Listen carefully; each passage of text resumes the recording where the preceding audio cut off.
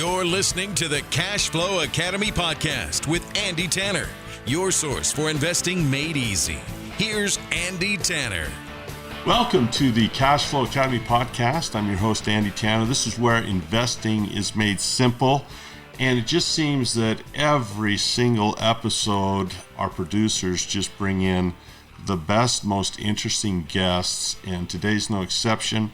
First, was introduced to Jeff Booth by my friend Robert Kiyosaki, and when I heard their interview and those guys speaking together, I thought, man, we have got to introduce people to Jeff Booth. So Jeff Booth, thank you for being on the program. No problem. Thanks for having me, Andy. Just briefly, let's dive in. Jeff, his background is technology. He's not an author by a guy who says, hey, I'm going to go write books. He wrote down some things in his book that he just felt compelled to do. And his book is called The Price of Tomorrow, Why Deflation is the Key to an Abundant Future. A fantastic book. And his website is thepriceoftomorrow.com. Jeff, tell us a little bit more about your technology background. You've done a lot of things, and kind of what brought you to decide, I'm going to put some of these ideas in a book so I can share them with people. So, yeah, my primary role is I'm a technology founder. Founded quite a few different technology companies, one of which grew to over $500 million in market cap. And now chairman and co-founder of a number of other technology companies. So through that lens, I have a front seat of how fast technology is changing the world. And so what's happening there, even in these broad companies, what you're seeing at the front edge of this is how much efficiency technology creates. And that efficiency is the reason I wrote the book. And the reason I wrote the book is primarily for my kids. I said, this won't work. Our entire financial system will not work with what's coming with technology. And nobody knows it. We act like it will still work. And so if you predict that forward, you can see the rise of the kind of socialism on one side, you can see the fragmentation of society. And so I wrote the book in hopes of stopping what was bound to happen without more common knowledge with what was happening with technology.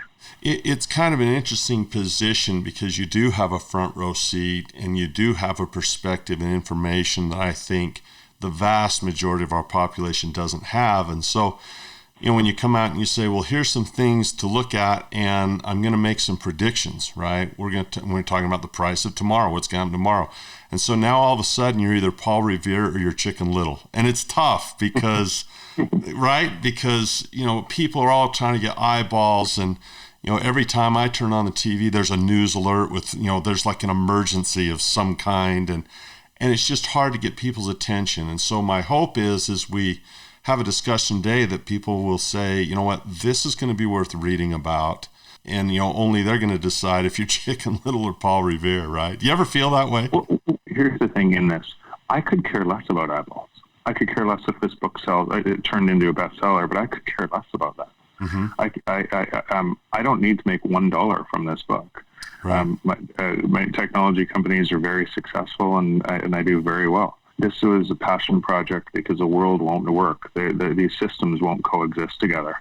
So, ironically, so when you say Paul Revere or Chicken Little, when I said to my wife, Kelly, that I had to write this book, I said, the most likely outcome of this book is that I'm frowned on, right? That everybody looks at me and says, who's that crazy person? Yeah. Because you don't get rich going up against an entire system that everybody believes in. So I wrote the book with knowing that risk, but I had to write it anyways because I was tired of the yelling from both sides of the aisle, mm-hmm. and people no understanding what was really happening underneath. Yeah, let's dive into the book. Technology, evolution is a geologic, when they say things are moving at a geologic pace, it's like slower than anything we can imagine. Millions, billions of years to get to where we are now. And then all of a sudden in the last, few decades when there's just an exponential change in technology, and the way our day-to-day lives and our environment is evolving is tremendous. So let's first talk. I love the subtitle, why deflation is the key to abundant future.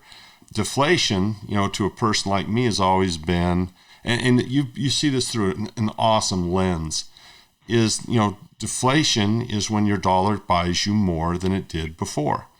And that the direction of the value of a dollar goes up, and what you get, you're getting more for that dollar. It's going to buy more. Talk about that I thought your analogy of the cell phone was awesome. Could you share that? Or whatever Sure. you want? In fact, every single technology company realizes what's happening with getting more for less, and that's actually what they're doing with technology. No CEO puts in technology to make costs go up. Right. The point is, it actually gives you more for less. So if you look at your phone or your iPhone and you think about what's on that phone. Now remember, we talk about what the phone is worth today, but then next year we could buy that same phone effectively for free on a plan. Mm-hmm. And today it gives you. Today it's your AI assistant, it's your search, it's your Waze, it's my guitar tuner, it's your camera, it's everything on it is effectively free. So 20 years ago, it was just a phone. Yeah. It only made phone calls. And we paid more for it as a phone with long distance charges and everything else than we pay for it today with all of what's on it. So you can actually see, people celebrate every day these things that they're getting for less and less. Why do you think you use Google? Same reason. Why would people use Amazon? Same reason. And Amazon gives you more and more goods for less. And then they add movies for free. It's all the exact same thing. And technology is moving. People think it's just in their phone, but it's the base layer of everything now. It's moving into every industry at that speed. So, by the way, if my hypothesis is true, there should be evidence on the other side. Why aren't things getting cheaper at that rate? Right? Our TVs are getting cheaper. We're getting more for TVs. We're getting more for our phones. But why isn't everything? And so if you look at the other side of the ledger, that force is competing against a monetary force that has to have prices go up. We created a system that through inflation and an inflationary monetary system that requires prices going up. So if those two forces are competing against each other, something should be breaking on the other side of the ledger. And if you look at the evidence, so today, actually prior to COVID, now it's way greater, but prior to COVID, there was $250 trillion of global debt to run an $80 trillion global economy. And so you go, okay, maybe that could be paid off in some time. It would take a long time, but maybe if the economy keeps growing, it could be paid off. But when you look deeper, $185 trillion of that new debt came in the last 20 years. And so exactly what that premise, that theory that I have with technology racing down in price so much, central banks and governments and are lowering interest rates, creating money out of thin air to stop those prices from falling. And it hits everything. So people go, well, my house always goes up. But they don't ask the question, would my house go up without $185 trillion of stimulus in the last 20 years? Or will my house go up in the future without way more stimulus? And the answer is pretty simple. It won't. This is, I was trying to explain this to some of the members of my family. I said, this is the analogy I gave them. I says, and I love the idea that says, look, there's got to be some deflation because there's so much inflationary pressure. And I said, picture a balloon that you and I see, maybe that's the consumer price index. We say, well, this balloon looks like it's pretty stable. It looks fine. But what they don't see on the other side of the balloon is on one end, there's a pump pushing air in and there's a hole letting air out. And so, there's this fierce, ferocious effort to keep this balloon pumped up where there's a hole in it that's getting bigger and bigger and bigger by the moment. And your technology hypothesis describes the amount of air that's coming out of that hole. And you're right. I mean, demand is not only about desire, it's about ability. And because we require the expansion of debt for consumption, that's creating demand.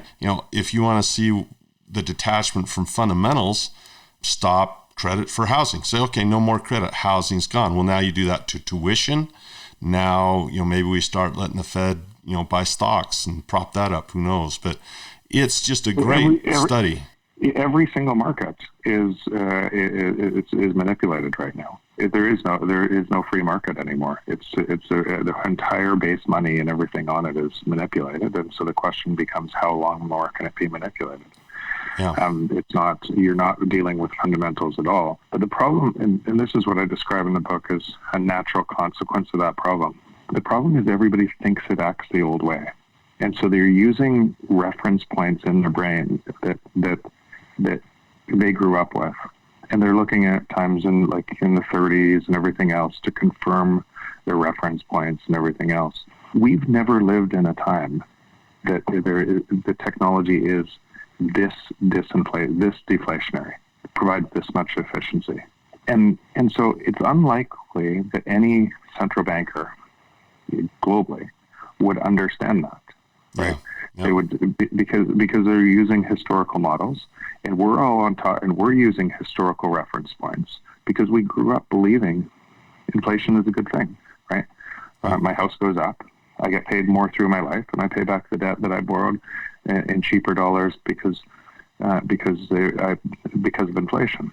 The problem, and I try not to get emotional about this topic, because it's not emotional. It's just we live in a system that requires a different format today, and the longer that we pretend that the other system works, the more society suffers, right? Because all of the wealth concentration, all of the political divide, all of the global divide, what you're saying globally happen, is all predictable second and third order consequences of what I'm talking about.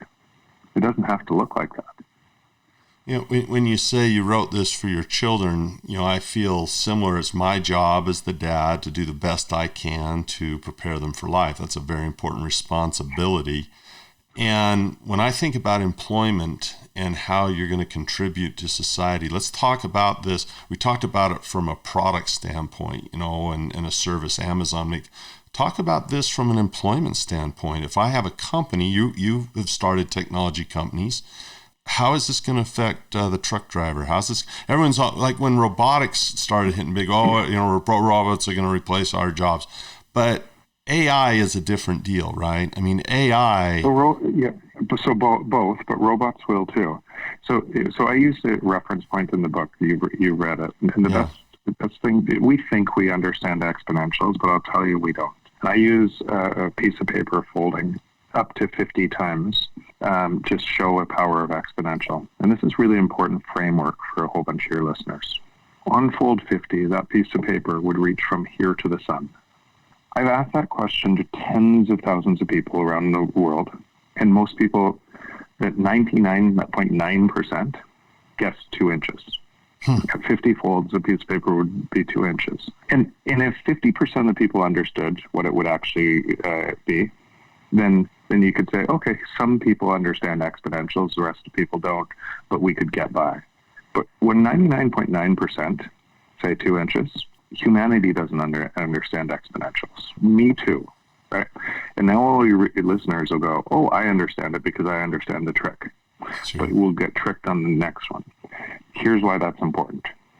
And it applies to what you just said in robotics and AI and everything else. The initial folds are so inconsequential that we don't realize what's happening. Yeah. So we think things are, and at worst, a whole bunch of people come in and say, wow, this technology is going to change the world. And then it does nothing. And then the next fold, 18 months later on Moore's Law, the next fold, it does nothing. And the next fold, it does nothing. And then everybody goes, robots won't work, or AI won't work. Mm-hmm. And it keeps doubling, it keeps doubling, it keeps doubling. And by the time people pick up on the change, we're into the steep steps. And they're projecting linear patterns forward when it's an exponential pattern forward. And the steep steps, or the big steps, take you, if you use that paper folding analog, to where we are now. Boston to Detroit is where we are on kind of that fold, and the next fold doubles it on our way to the sun. That's in 18 months from now. So nothing looks the same, but we can't project that. It's a fascinating time to be alive that way, because our ability, as I said at the top of the program, our ability to evolve and adjust throughout history has not been maybe an exponential. It seems more linear to me as you look at how evolution has worked. And now our children are faced with a fascinating world. There's always fear and resist change. There's probably some excitement there too. When we say, and we could talk about the way all, the system's broken, it's a debt, it's credit. And so now people are trying to solve this. And, let's talk about MMT for a minute. I've been studying MMT a lot because I've always kind of poo-pooed it, like, this is nuts. But see, now it's getting some traction, and there's a lot of people. I just finished Stephanie Kelton's book, and I usually don't slam people's books, but the density of bad ideas in that book is astounding to me. And it is. I usually don't want to back. She can come on if she wants and defend it, but it's incredible. And so, talk a little bit about what you see. What are some solutions to this? You talk about solar. You talk about some things that technology can do to help. What do you see in the future? So here's a framework, and by the way, a bunch of listeners will be hard to grab onto this framework because it so changes the rules. But here's a framework to think of, and think about MMT in this. Think about what Trump just tweeted out today on: we need a bigger stimulus package, go bigger or go home. On all sides of this argument, people are doing predictable responses within a system that they rely on. So the more, let's just say today, do you think commercial real estate should be priced anywhere near where it is today? No way. 50%, 60% of the people don't use a commercial real estate. They're on Zoom. Yeah. Right. And Zoom is borderless. You could hire people anywhere in the world and use the same. So labor cost goes down faster. Yeah. So the real estate must fall. But if the real estate falls, then in price, then the banks fail. Yeah. And so what happens in that system is a whole bunch of people come out on one side, and former capitalists, right? On the Republican side said, we got to drive a whole bunch of stimulus. And that stimulus goes to the people who would have failed, right? Mm-hmm. Had the real estate fallen. Banks, because the banking system would fail too. Everything would fail. Yeah. And or it goes, we're going to have to pay people so they can pay the real estate prices, right? Yeah. And so perfect, obviously, response to that is stop giving it to the corporations, right, that would have failed. Let's give it to the people. So you have both political parties on both sides of this driving money that they don't have so on one side you have socialism for the rich, and on one side you have socialism for the poor. Yeah. In both, and so MMT is a perfectly predictable response to what's happening by warping capitalism at its base layer. And I have to interrupt. I have to interrupt you right there, because I don't know if people really caught what you said right there, and I thought it was such a good point. Is when Alan Greenspan started doing things to help Wall Street out, that was like a big blow to capitalism anyway, because capitalism is supposed to let things evolve and fail. And that was a socialist move. And so I thought your comment there was salient, that I wanted to interrupt and have people think about that, is when you're propping up Wall Street and you're propping up banks and you're propping up, well, that's socialism for the rich. I'm sorry, continue, but I had to. No, and thank you. But I think, so I got in this huge debate with some very wealthy friends of mine last weekend, where I said, listen, how much of your wealth is actually from your ingenuity and not from money printing? Yeah. Tell me. And what they realized when they actually looked at the first principles of the day, most of it, 80% of their wealth, is just because they were in the right place on assets and they could leverage the debt. Yeah. And that's all because of money printing, and that whole thing would have reset a long time ago had there been no money printing. So you're warping rules of capitalism, and socialism is a predictable response to that. I don't like it. I don't like both. But it doesn't change. That's why I said I don't want to get emotional on this. The facts are what they are. And so let's go back to your other question about jobs, because in Fed's mandate, it says full employment. It's price stability and full employment, right? Yep. How is that possible? And like if you really break that down, I don't think there's a technologist alive that actually believes that it's possible to globally have more jobs and more high-paying jobs. It's impossible with what's happening. So if that's impossible, then every government trying to create more jobs. Why inflation? Why? Because inflation is wage deflation.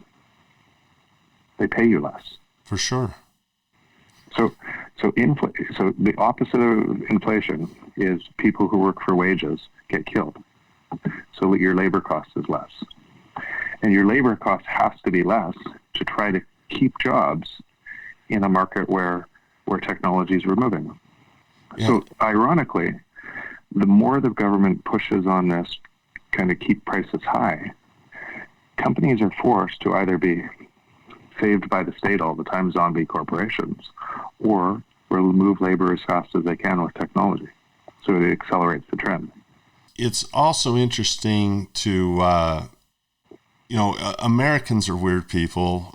Canadians, I often wonder, they look down south and scratch their heads a little bit. Well, so I'm Canadian. We're all weird people, right? But again, so much of our framework comes in from this framework. The economy and how wealthy, because you feed your family, where do you put your money, everything else, drives so much more than we think it drives. Yes. All around the globe. It's no different here. It's no different in Europe. It's no different in Africa. It's no different anywhere. And as you manipulate that, you can expect to have pretty dire consequences. That's really the point, is trying to move forward by looking backward is certainly not a step in the right direction. And so we have arguments for printing money. We have arguments for universal income because there's just not enough to go around. If all of a sudden they put you in charge, or they bring, whoever they are, and they bring you in, they say, here, you've been on the front lines of this, Jeff, you see this. Technology people know how to put out problems, but they also point out solutions. What are you teaching your children? What are you teaching them about preparation for the future? So right now we have, so if you kind of internal locus of control, I totally believe you're capable of doing anything. And if you just kind of keep on pushing on that, then you'll learn the answers. So I want my kids curious and constantly looking deeper and deeper to what makes them successful. That's a primary role that I want to leave my kids with. I roll that up though, kind of what this means for a system, and what I see happening around the world today in the system, is it's impossible to know the results of a system by looking at one independent variable. Mm-hmm. And what you have on Democrats, Republicans, people, rich people, poor people, they're looking at one independent variable of a system. Everybody. Yeah. Or in a country, they're looking at an independent variable of the system. Well, they say China's stealing our jobs. There's a different independent variable. That's what they can't see with the entire system together. The entire system together requires a currency that allows deflation. It requires it. Yep. And here's where capitalism would work perfectly, and humanity would thrive. Now, there's going to be a window here that there are no good answers, because we've warped capitalism for so long, and there's going to be probably a 10-year window that's going to be pretty ugly here. But if you get to the other side without blowing yourself up, then what? Technology is supposed to free our time. Technology is supposed to free our time. Repeat that over. Yeah, right? yeah. So technology produces abundance, and abundance is free. And I can prove abundance is free by the air everybody's breathing while they're listening to your podcast is free. but it's the most valuable thing in our life, so we should be paying for it, right? Oh, wow. But abundance is free. That's awesome. And so technology creates that abundance everywhere. In other words, what it does is it frees our most important assets, our time. Our time explodes in value as things drop in price. And in a capitalist or a free market system, then entrepreneurs go and they only win. Entrepreneurs only win if they create value for you. True. So as entrepreneurs go try to chase prices down on a technology that allows them to do it better and jobs come out of the market, prices fall in lockstep with that. And you don't have to manipulate a system at all. You let gravity happen, and you'd have broad-based abundance. It's pretty awesome to think about. I love your idea of, hey, there could be a period of time, 10 years or whatever it is, you make it through that, and we start figuring stuff out. Boy, it could be a really cool world to live in. I want to finish with this. This is a huge idea right now that I think a lot of people will resonate with, because I think people are very frustrated, is as human beings, there's a guy named Tajfel who developed social identity theory, and he found in that theory that even the most insignificant difference between people will begin to divide them and start in the brain us versus them thinking. And chapter 8 of your book is Us Versus Them. That's the title. Would you speak a minute about us versus them? I think that's really important right now.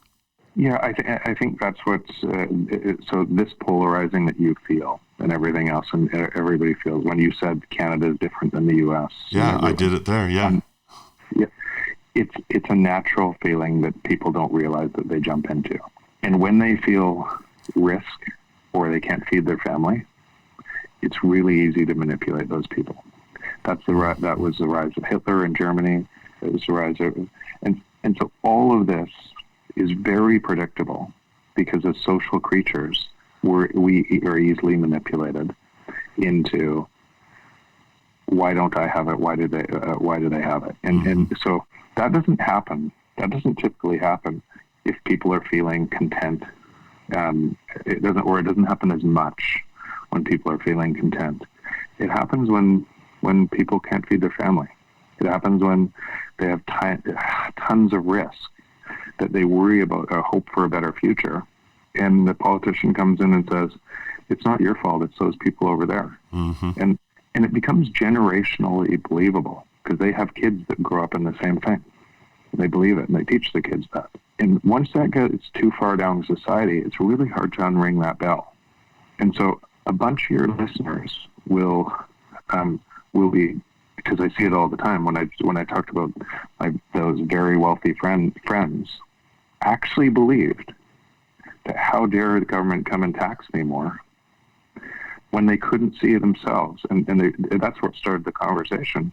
When they couldn't see themselves, that most of their wealth was a gift, and that gift picked the pockets of a whole bunch of other people. It kills your savings account. I mean, it just kills it. Exactly. Well, so the same labor that they have in their businesses is getting lower and lower real wages, and prices are forced up. So that labor, because they're punishing it, it's just a transfer of wealth. And so they couldn't see it, and it turns into us versus them. How dare those people at the bottom of the ladder with all this stuff I created? And I just don't like for me, I'm happy to argue both sides. I'm happy to debate both sides, but I'm really looking for the answers underneath it. It's causing the second order effects. And the second order effects of this dislocation of society is all something pretty simple. If you just said this, I would like anybody, if you have a listener that comes on and wants to argue with this or debate this, I would ask them this: if technology is exponentially, it creates exponential efficiency, and that exponential efficiency brings deflation, exponential deflation, design a monetary policy that works like the existing one that will work long term. It's impossible. No, can't There do is it. nothing you could do. There is nothing you could do to keep this monetary system intact, no matter what. So every currency is going to fail. They're going to keep printing. People think that. So we had structural deficits of over $1 trillion prior to COVID. Yep. We had interest rates that had to go lower and lower prior to COVID to keep the mirage going. Yep. Right. And now those structural deficits are going to explode and explode higher, just like was predicted in the book. Yeah. So tell me how you're going to design a system that has any chance of long-term success. You're not.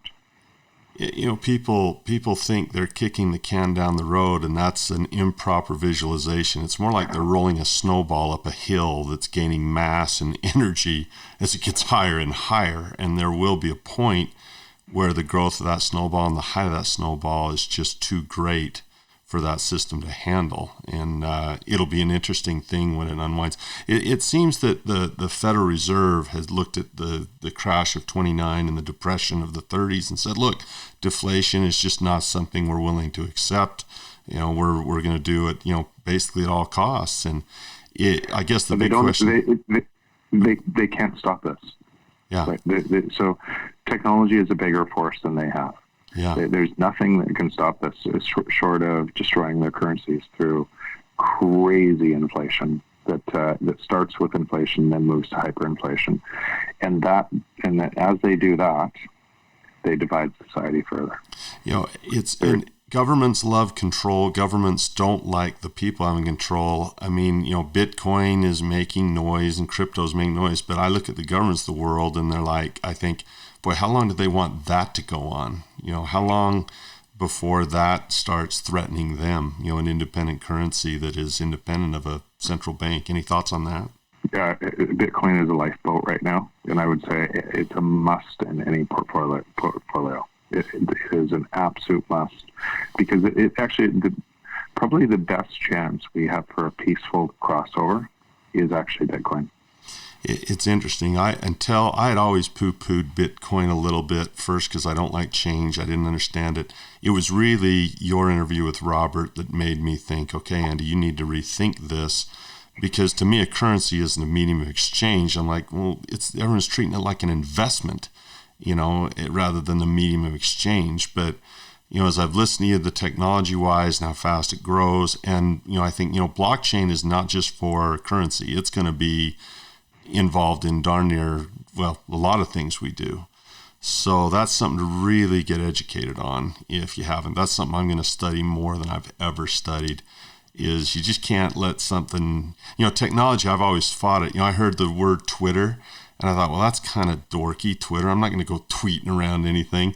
And next thing you know, I'm like, holy cow, there might be something to this. You know, 10 years my team has me on Twitter and I never tweeted myself. You know, finally I thought, okay, Andy, you have to be able to listen. And when it comes to us versus them, that's a big deal into being able to listen. And you said, well, you want to see both sides. That's where intelligence is. So there's so much more we could talk about. You know, you're so generous with your time. We've been speaking with Jeff Booth. His website is thepriceoftomorrow.com. His book is The Price of Tomorrow, Why Deflation is the Key to an Abundant Future. It's almost, the book, the way I describe this book is, I feel like I get to be part of I feel like this is born of conversations with your friends, like around the campfire, and you say, I'm going to write this down and let other people into this, you know, purview that I have. It's absolutely a fascinating book, and I just so appreciate it. Any final words of any message for our listeners as we close? If I had one message, it would be this: it's going to be increasingly hard for people to not bite on the us versus them. Realize that it's not the central bankers, it's not the government, it's not anything else. It's the entire system that is creating this noise, and we are all pawns in that system right now. And until the system changes, it's going to feel more and more like this. So with that, understand with empathy what's driving the other side. You don't have to agree with them, but empathize what's driving their pain, so you can actually build bridges across this, because it's going to be increasingly hard. And that polarization of society is the thing that's actually worse than anything else. Boy, that's beautifully said. Empathy allows for maintenance of rapport amongst disagreement, where commonality can be felt even if you disagree. It's there's certainly a lack of that. Thank you so much, Jeff. Just delightful to get the chance to speak with you personally. I've just so enjoyed this book, and so enjoyed reading some of the other things you've done on Forbes and around in the media. So thank you so much. You've been listening to the Cashflow Academy podcast. My name is Andy Tanner. This is where investing is made simple. We'll see you next time. You've been listening to the Cashflow Academy podcast with Andy Tanner. For more information on investing made easy, go to thecashflowacademy.com.